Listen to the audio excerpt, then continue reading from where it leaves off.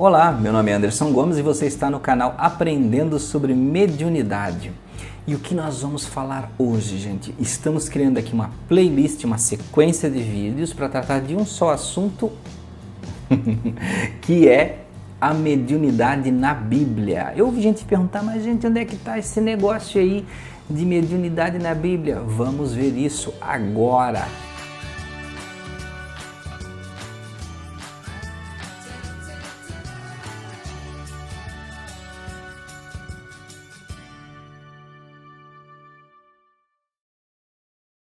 Então, surgiram questões, às vezes tem questionamentos que são assim, que eu não respondo porque a pessoa tem aquela coisa de provar, comprovar.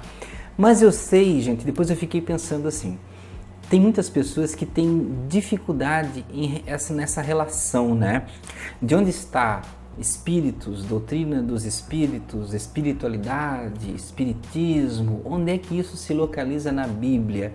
As pessoas que são, digamos assim, mais apegadas à parte católica e gostam de querer saber onde é que está. E existem até aquelas perguntas, né? Tem aquelas pessoas às vezes que vêm, poxa, mas isso aí não existe na Bíblia. Não que seja uma grande preocupação que exista, mas vamos ver, né? Gente, não é muita coisa, então nós vamos ver por pedacinhos, nós vamos degustar.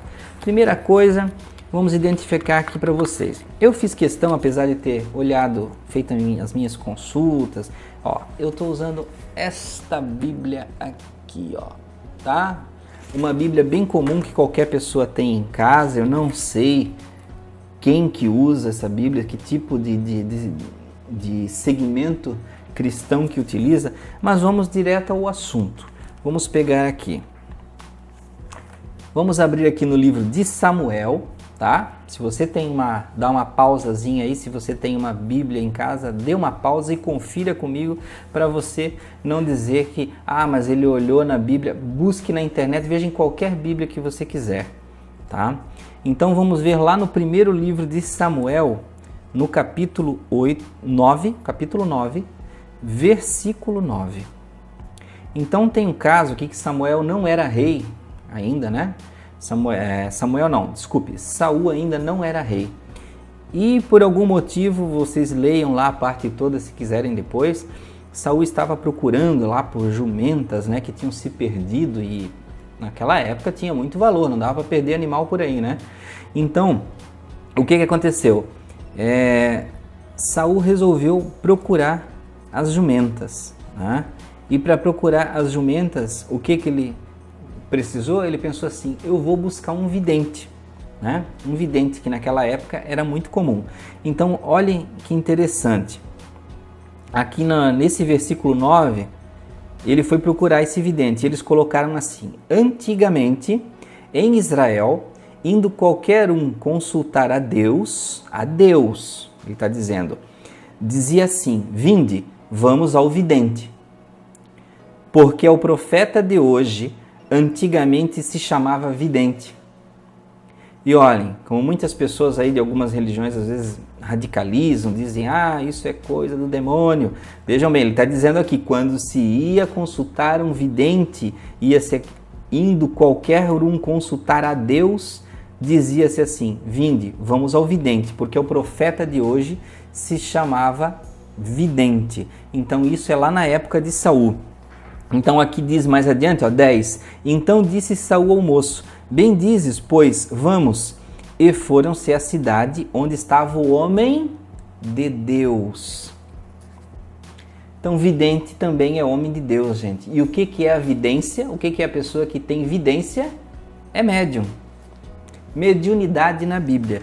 E mais adiante, se você virar a folha aqui lá no versículo 18, ainda no mesmo capítulo, e Saul se chegou a Samuel, que era o vidente, que era o profeta da época, né? Então hoje muita gente fala, o profeta, esse profeta, eram videntes. Por quê? Tinham visões, conseguiam ver visões que vinham do alto, que vinham da alta hierarquia espiritual, ou de Deus, como você queira entender, né? Porque Deus tem espíritos que trabalham abaixo dele, né? E Saul se chegou a Samuel no meio da porta e disse, mostra-me, peço-te, onde está aqui a casa do vidente?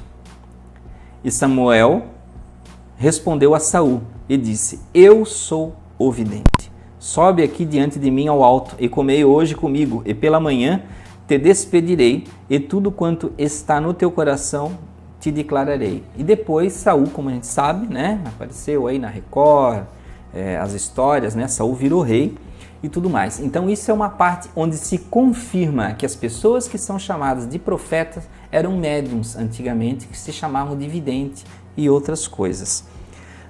Muitas pessoas vão dizer assim, mas Anderson, e aí mais na frente ocorre que Moisés proibiu-se falar com os mortos. Verdade, se proibiu, e vamos ver por quê.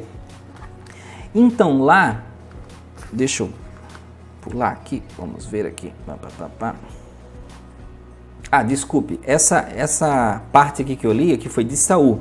Moisés veio antes, olhem só, veio antes. E lá na frente, depois de Moisés, se falava com os mortos, se falavam com espíritos, com profetas, com videntes, né? Então lá no Levítico, na época de Moisés, diz assim, Levítico, capítulo 20, versículo 27. Busquem lá comigo. Levítico, capítulo 20, versículo 27. Moisés, nas leis dele, que eram bem duras para a época, né? Porque era necessário. Quando, pois, algum homem ou mulher em si tiver um espírito adivinho ou for encantador, certamente morrerão com pedras, se apedrejarão e o seu sangue é sobre elas. Então, Moisés colocava regras, é claro, tem outras partes aqui de Moisés citando que as pessoas que falavam com os mortos deveriam ser castigadas, né? E eles condenavam, diziam que Deus ia matar essas pessoas e tudo mais. Inclusive tem algumas bíblias que foram modificadas, de certa forma com uma má intenção. E, por exemplo, como uma que eu anotei aqui, uma das versões, os homens ou mulheres que entre vós forem médiums ou consultarem espíritos, esse termo médiums não existia naquela época, né? Então é errado hoje você modificar uma Bíblia e citar um termo médium.